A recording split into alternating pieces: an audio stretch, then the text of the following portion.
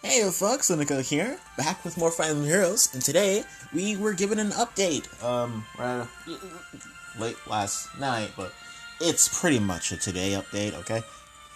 I woke up, downloaded it, and pretty much got whatever I could from it. But, yeah, we were given quite a number of things with this update. We were given new weapons and the refines that accompany them. The Hero Pass, and as you can see, I did get it. Because if you look up there, we have our newest Professor, Lin, our splendid hero up there. And I think there was a change in Ether Raids, big change. But yeah, I'm just going to go over the weapon refines, that's what I usually do. And it usually depends on if I have most of the units who actually got a new weapon. And as you can see, I have about 3. I don't have Laszlo, and I will admit my Jacob is 3-star. But I did go to the Fire Emblem Heroes Reddit, and luckily, someone posted what their refines were. So thank you very much, person who did that. So, let's start right off the bat with Morgan. So, female Morgan got her father's tactics, and it is a 14 might tome that says at the start of combat, if unit's res is greater than foe's res, it grants attack speed, defense, and resistance plus 4 during combat. Which, I think is good. Morgan has maybe 32 or 33 res at neutral. I don't know. The only Morgan I've ever seen is just mine. And any other ones are just plus speed or plus attack. So I never bothered to look at her res. But mine has 36 speed res, and I'd say that's pretty dang good. Now, this is a very good tome. And the at start of combat implies that it checks your base value. So if you want to make sure that that kind of thing is, you want to get the effect of Father's Tactics always, or more often, I recommend things like Fury. In fact, I've given my Morgan Fury just so that can happen. So we do Fury, and I believe Chill Res is also a good suggestion, just to make sure that she has a higher res than even the opponent's highest res unit. They get a -7 after all, if you upgrade it all the way. Now, as for the refine, I think it's quite good. It is Father's Tactics, where at the start of combat, if unit's res is greater... Wait a minute, I already read that part. Sorry. But it basically grants attack and speed plus 3 to allies within 2 spaces during combat, and Morgan herself gets plus 3 attack and speed during combat as well. So basically, you stay close to your allies, they get 3 attack and speed, and so do you. It's really good, it's got a bit of support utility, it's got a bit of offensive capabilities, and I think it's a really good refine. I do recommend going for it if you have Morgan. Either way, the base effect is just fine. If you're gonna go for the attack refine or the speed refine, I think you should just go with the special refine. But if you go with something like the defense and resistance refine, that's more power to you. But I think this is a good refine for Morgan, and I'm very happy for her. It's not like what Robin got with the tactical bolt, but not saying it's a bad weapon. I actually use it a lot. It's very helpful. And I use Robin a lot more. Not just because I like Robin in general, but because it's a good supporting weapon. Next, we have Barst, who got the ever-popular Devil Axe.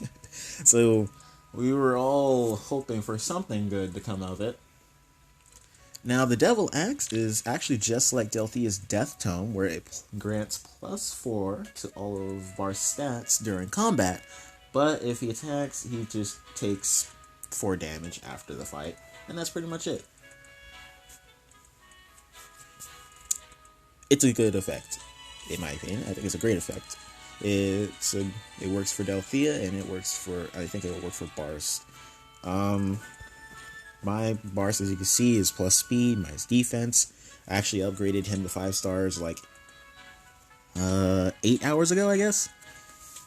So I could level him up, get his weapon, and put together some sort of build, bare bones, I guess. But you can try all sorts of things with this, and especially if you do the refine, because he gets Wrath The Devil Axe gives him Wrath as its refine. Jeez. Oh, man.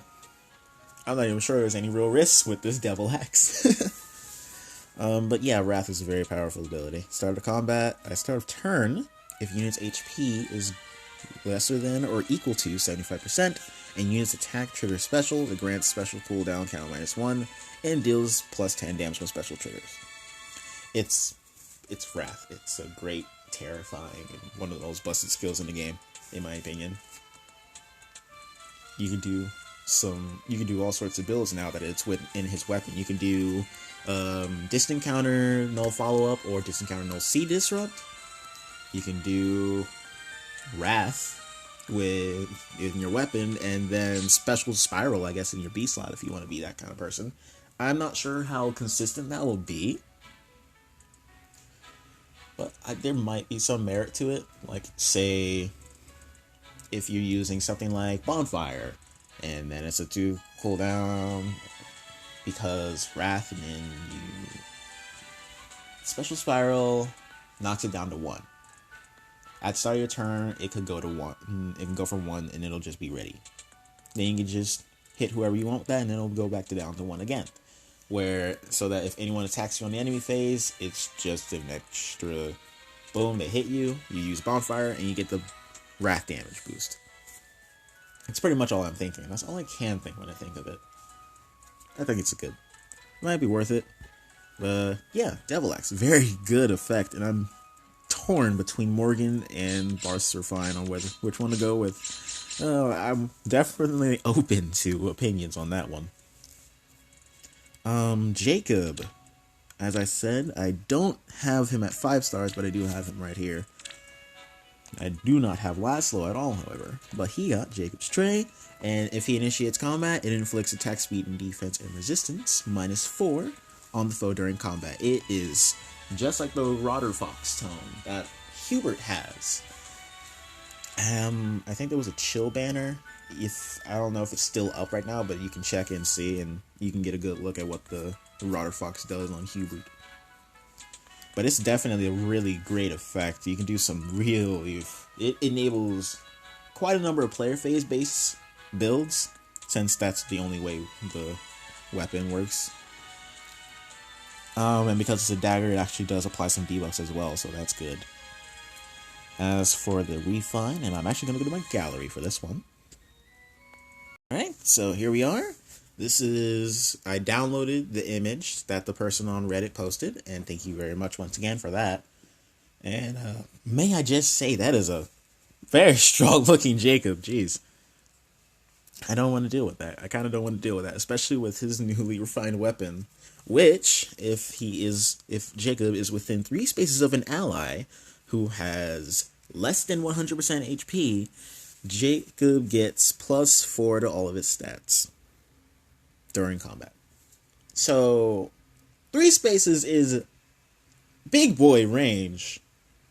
It's the same range as Leaf's, the Mythic Heroes, Sokvabecker weapon. So you can get some idea of how big that range is, but this time it's kind of bigger because Jacob is a ranged unit. Thrasir actually has like 4 spaces. She has to be like within 4 spaces, which is even bigger, but this is fine too. 3 spaces. God bless. That's ooh boy. And he only has to be near someone who got hurt. So this works with builds where you use something like Fury or Desperation, Brazens, Wings of Mercy, Escape Route, or things like that. Like a one-off build that I can think of is like Jacob using Deathblow, Wings of Mercy, or something like that. And then maybe a Bond skill in the seal slot. It's probably not a good build, I'll say that. But it's a build. It's a build. And it might be able to use his refined effect well. But with this, he pretty much makes like an 8-point stat difference between him and his opponent. And that, that's pretty strong. And it's ridiculous. All of these units seem to have gotten a really good weapon and a really good refine. I really do intend on like building Jacob once I have enough feathers for it. upgraded Barst instead. Now, as for Laszlo, is Laszlo's Blade. If a movement assist skill, and I will say this, I do find this one kind of confusing, so I might be wrong about it. If anyone actually has Laszlo, feel free to tell me. I would love to know how this actually works if I do mess up. So, yeah. If a movement assist skill is used by a unit or targets the unit, it grants attack, speed, and resistance +4 to the target or targeting ally and allies within 2 spaces of the unit and target or targeting ally for 1 turn after movement. Oh boy. Excludes unit for some reason though. That's the part that probably kills it for me. I can't think about how this works because it says excludes unit, but if I am correct, it's just like Mordecai's weapon, where anyone between Laszlo and the person affected by his movement assist skill, they all get +4 to their stats. I'm not sure if Laszlo himself gets the +4 to everything buff though. That's the part that I'm unsure of. If anyone knows, feel free to say that. But that's a really good That's a really good effect. It's got a bit of supporting use. It's just like Mordecai, but it's for your allies. And instead of debuffing, it's buffing. And this is really good for Laszlo because, as you can see with that refined effect, it says if unit is within 3 spaces of 2 or more allies who each have a total bonuses that are greater than or equal to 10, grants attack and defense +3 during combat, and unit attacks twice. Laszlo gets +3 attack and defense, and he can attack twice. And what that means is that it functions just like a brave weapon, or better known, Altina. Just think Altina, and that's pretty much what the refine lets Laszlo do. And you're probably thinking, "Dang, that's really good." It just takes a bit of work. It just takes a bit of setup to make sure it works. In my opinion, that's a really good, really great refined effect. I'm just like, what the heck? All 4 characters who got new weapons this update also got really great refines. It's crazy. And this is right after Relief, who in my opinion kind of didn't get a great refine, but it enables its own kind of thing, and its own kind of fun. And yeah, that's when it comes to these new units, I do think that's like the most important thing. They're fun. Their new weapons are fun now, and yeah, I'm gonna get Jacob to 5 stars. I'm gonna see if I can get a Laszlo, and if he's like plus attack or plus speed or something, I'm probably gonna build him. Because boy, these guys seem like a really fun units to build now. And yeah, that's pretty much it. Other thing I guess I want to know is that we actually got 3 additions to the Heroic Grails: Kemph, Jafar, and then Air. Usually it was just 2 at a time, but now it's 3. Another thing, in Ether Raids, the structures, you can actually upgrade them to level 6 now. As you can see, my Panic Manor on defense is level 5, and it only affects things that have lesser than or equal to 60 HP. But here we have a level 6 Panic Manor that actually affects things that are level 65, that have HP that is 65 or less. The offensive stuff causes the do stuff here. Meanwhile, the defensive stuff causes Ether Stones.